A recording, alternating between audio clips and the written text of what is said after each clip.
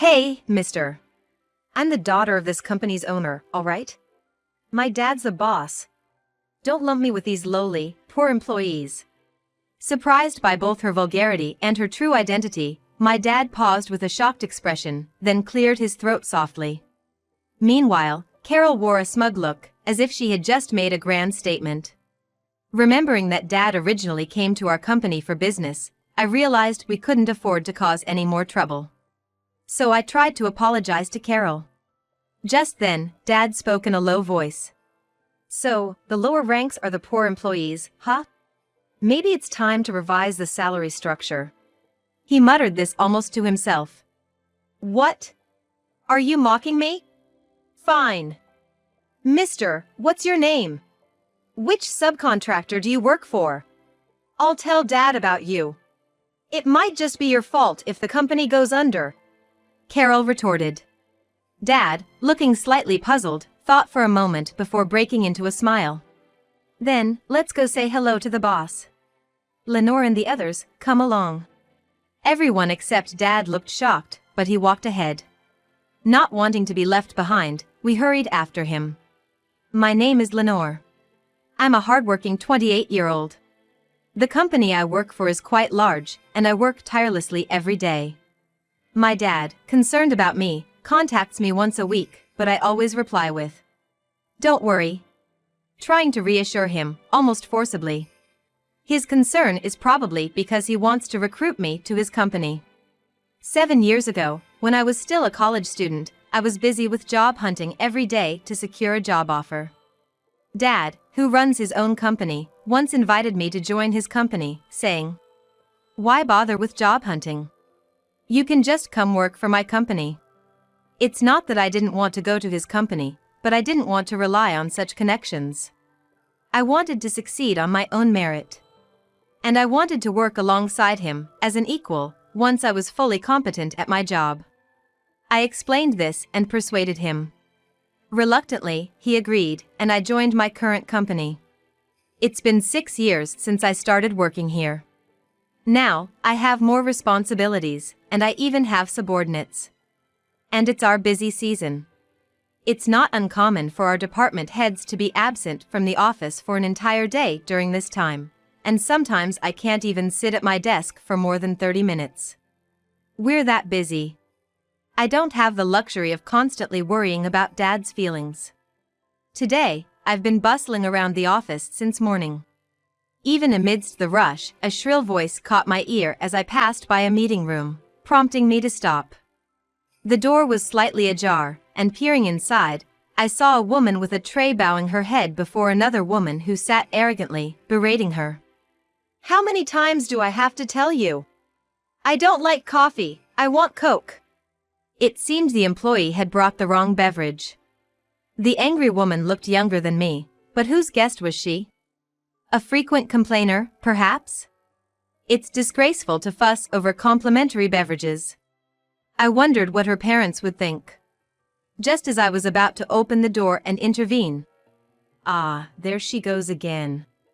I heard a voice behind me. Turning around, I saw my colleague Sissy peeking into the room. You scared me. Don't just start talking out of nowhere.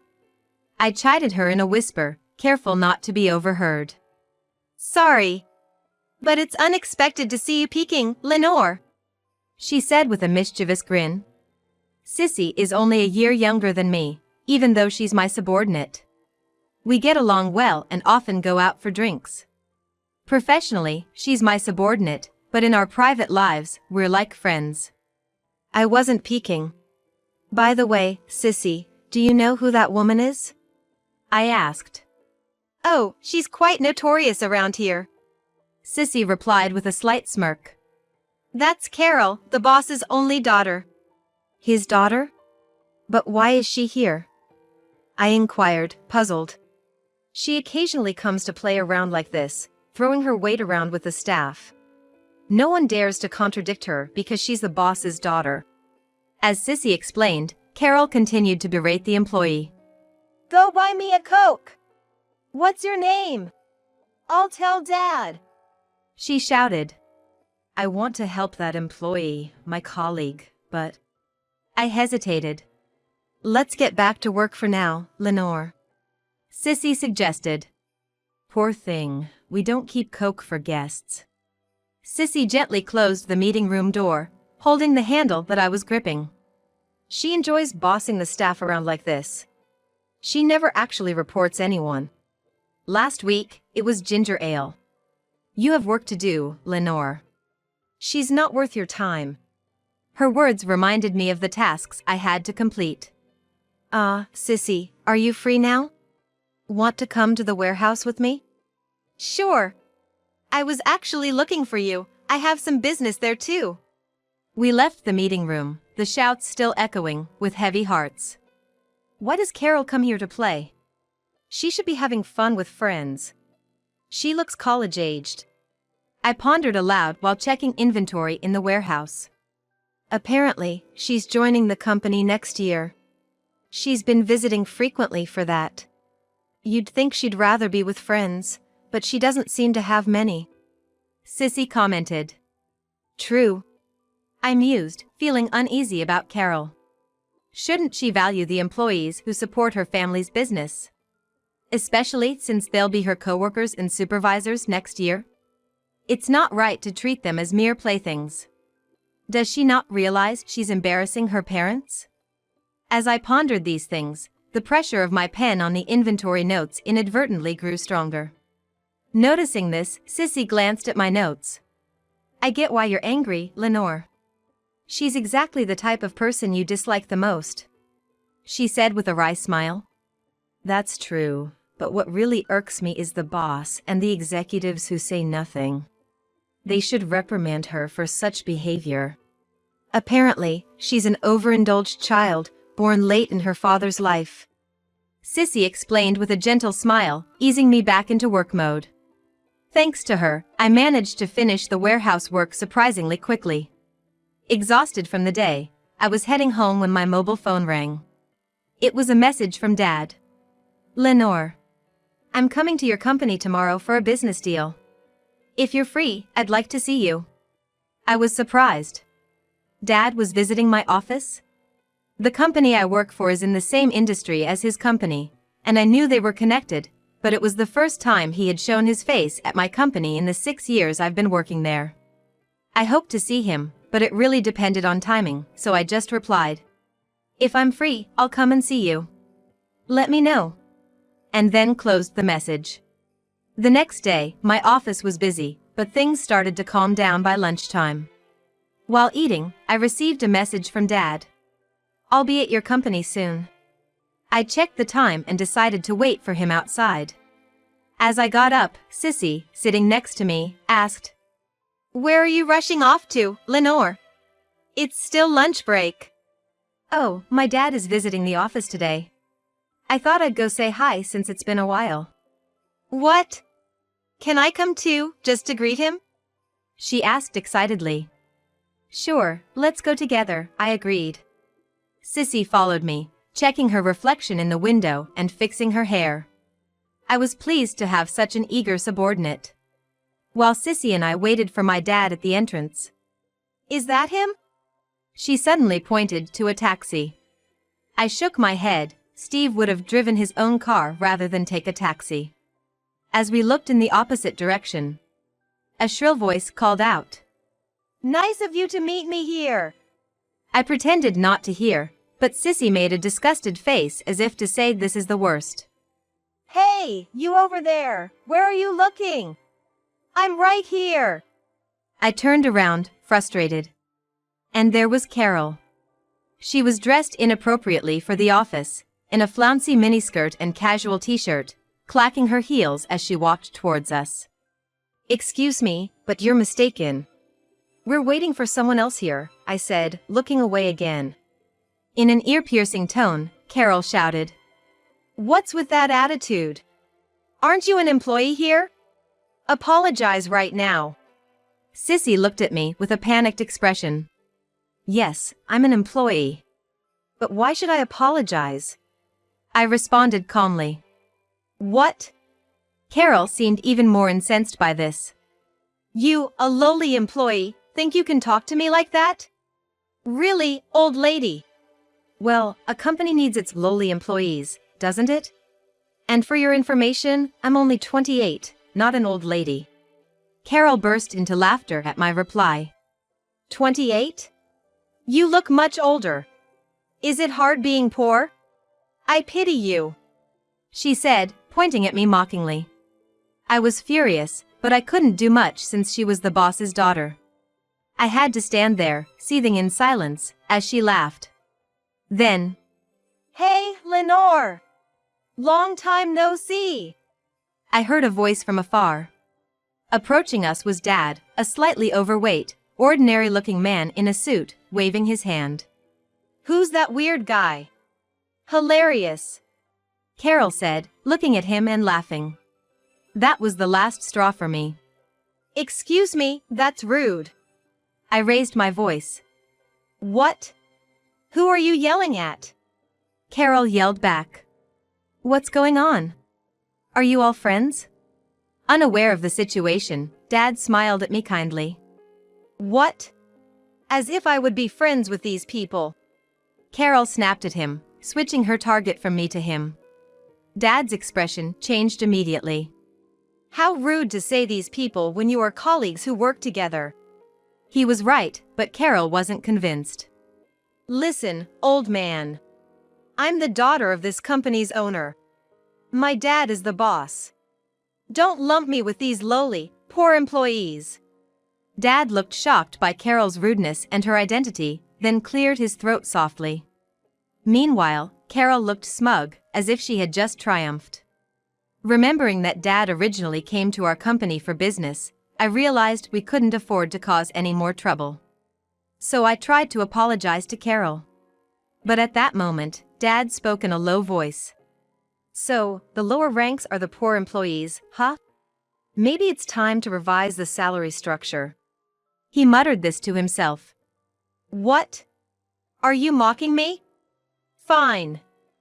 Mister, what's your name? Which subcontracting company are you from? I'll tell my dad about you. You might just ruin the company." Carol spat out. Dad, looking puzzled, thought for a moment before smiling. "Well then, let's go greet the boss. Lenore and the others, come along." The only one unfazed by the situation was Dad, who had already started walking ahead. Not wanting to be left behind, we quickly followed him. We reached the boss's office, and Dad entered first. Sissy and I followed, tense. Carol, pushing past us, rushed to her father. "Dad! This man, he—" She began to tattle immediately. Before Carol could finish, her father spoke loudly. "This man? Who are you talking to?" "I'm sorry, Steve. My daughter lacks manners." He shot Carol a sharp look to silence her, then turned to us with a smile. "Ah, it's your daughter with you today?" "Did you know about me?" I asked, surprised. Dad sat down on a sofa. "Wait, Dad," Carol protested. Dad gave me a kind look, then turned his sharp gaze to the boss. "Earlier, your daughter called my daughter and her colleague lowly, poor employees. What's this about?" The boss's face tightened. "Well, they deserved it. They were rude to me, just low-end employees." Carol continued in her shrill voice. "What?" The boss turned pale and shouted angrily at Carol. "What are you saying? This lady is the daughter of a valued client, and this man is her father and the current boss." "Eh?" Carol's face turned pale, realizing the gravity of her actions. To think such a large company still treats its employees as poor. You've become quite the boss, haven't you? If your employees are poor, shouldn't the company be ashamed? The boss was sweating profusely. "I can't leave my daughter in such a place. She'll resign today." When the boss heard that, he immediately apologized to my dad and said, "I'm terribly sorry. I've heard your daughter is very skilled. Please, not resignation. And you, apologize to him." "Wait, Dad. What's going on?" I whispered to him. I had let the boss know that you were employed here, to look out for you. As I knew that you don't like the preferential treatment, I told him just to keep an eye out. Ignoring the boss and his daughter, Steve explained kindly. But I never thought this company would treat its employees like slaves. Lenore, you can quit now. You've done well here for 6 years. Come work for me. That's sudden. I can't just leave in the middle of the busy season. I protested. Dad seemed a bit exasperated by my response, but he eventually agreed. All right, if you insist. After this busy season, come work for my company. And you, it must be uncomfortable staying here after this. What do you say? The industry is the same. He kindly offered this to Sissy. Yes, absolutely. Sissy replied immediately. Wait, Sissy. I haven't decided yet. I protested. Sissy looked at me quizzically. Why not? Your dad's company is one of the elite in the country, and you're his daughter. Why wouldn't you go? Dad nodded in agreement with Sissy's words. I don't want to join his company just because of connections. I know Dad's company is big, but I didn't want to take the easy way. I explained. Sissy smiled happily. That's so like you, Lenore. And she continued. Lenore's father, I'm Sissy. I really appreciate that I can work with her. She is an outstanding boss. As she praised me, Dad smiled and sobbed along. I felt embarrassed and urged Dad to continue. Dad, the boss is still. Ah, right, forgot about that. Sorry, Sissy, we'll talk later. Yes. Sissy cheerfully replied. Now, boss, no need to apologize anymore. Let's end our business dealings here. As my dad finally addressed to him, he was surprised and looked up at Dad. That would be a great loss for us. I'm truly sorry. No, it's fine. This isn't because of the disrespectful behavior towards them. Then why? He asked. Please guide me. I'll improve anything. I'll definitely make improvements. The company would suffer a huge blow if they lost their dealings with Dad. That's why the boss kept apologizing repeatedly. Improvement is impossible. Once trust is lost, it can't be regained. You say employees are your priority, yet your daughter treats them like slaves. Did you think I wouldn't hear about it? I'm not sure. Even from the side, I can see Carol turned pale. I could demote you from the boss, but should I? Dad asked. Please, forgive me. The boss pleaded. Hey, Dad. Just because you're a valued client, you can't really do that, can you? I asked. I can. Dad replied with a smile, indicating he really had the power. I don't inquire deeply into the relationship between the boss and Dad, but Dad might be more powerful in this industry than I thought. With this realization, the both attitudes of my dad and the boss make sense. I won't go that far since I'm not a child, but I will end our contract. Thank you for your business. With that, he stood up, straightening his suit. Please, I'm begging you. Just for this term, please reconsider. How about a promotion for your daughter? No, a raise. She can even become an executive right now. Dad! But you said I would start from manager because of how it looks to others. An immediate promotion to executive is impossible. At that moment, my dad's look at the two changed to one of disdain. And the boss's pleading eyes were fixed squarely on Carol. Despite this, Carol still seemed dissatisfied with the difference between what her father had said about my position and her own treatment. I almost felt sorry for the boss with such an oblivious daughter. But I had reached my limit and couldn't hold back anymore. You plan to put a woman who called us lowly, poor employees and was rude to Dad in a position of authority? I blurted out. Well, my daughter doesn't understand because she hasn't experienced the real world yet. She'll learn to respect others through the hardships of society. Respecting others has nothing to do with social experience. I interjected, louder than I intended. Carol looked up, startled, and I addressed her. A company cannot function without its employees. Even someone who has never been an executive, like me, understands this. But you don't. Why? How would I know that? Carol seemed genuinely clueless.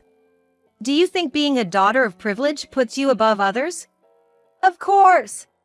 I'm from a different upbringing. It's not my decision, it's God's. To Carol's nonsensical reply, I forced a smile. Then, as the daughter of this company's boss, I'm higher than you, right? You'll listen to me? My smile was apparently so frightening that Sissy later told me it scared Carol, whose composure vanished. Fine, what do you want? This company is not your playground. If you want to play, go find your college friends. Carol hung her head in shame, her face flushed. Sissy quietly applauded me. Well said. That's my daughter. Dad laughed heartily. After that, Sissy and I spent a hectic month at work. But the second half of the busy season was unexpectedly calm. Each time our supervisors and colleagues looked puzzled, Sissy and I exchanged knowing smiles. A month later, Sissy and I resigned and joined my dad's company. Our previous company began to decline drastically. Rumors quickly spread that the abrupt termination of the contract with a major firm was to blame, prompting other companies to reconsider their dealings. Sales plummeted by 40%, most employees started job hunting, and the company's decline accelerated. The general meeting decided the crisis was due to the boss's fault, and he was ousted. His brother is now trying to rebuild the company. According to Dad, this brother is well respected. The company might be reborn into something better. On the condition that the former boss's family no longer be involved, Dad began moves to restart dealings with them. I also heard from Dad that the former boss's family began to lose their possessions, eventually selling their house. I don't know where they went, but I doubt a family accustomed to such wealth could adapt to normal life. In fact, Carol reportedly got a job at a grocery store, acted arrogantly to customers, got into an argument, and was fired within hours, becoming somewhat of a legend. In my personal life, I managed to convince Dad to let me start as a regular employee instead of directly becoming an executive. However, I'm aware that I'll eventually take over the company. So, I balance my everyday tasks with assisting the executive team. Constantly amazed by their innovative ideas that never occur to me, sometimes feeling overwhelmed. But every time I feel like my head is about to explode, Sissy is there by my side, saying, Lenore, let's finish this task first. Then we can decide the priority for the next ones. Her support keeps me grounded. Sometimes the pressure of being the boss's daughter feels crushing, but with Sissy around, I can stay confident and cope. Interestingly, Dad also likes Sissy, and sometimes the three of us go out for drinks. Every time Dad gets tipsy and tells this joke. Lenore will be the next president, and Sissy the next executive officer. Don't even think about getting married and retiring, you too. He often tells this story laughingly. However, what Dad doesn't know is that I'm secretly in a relationship. My desire to get married is still a secret from Dad.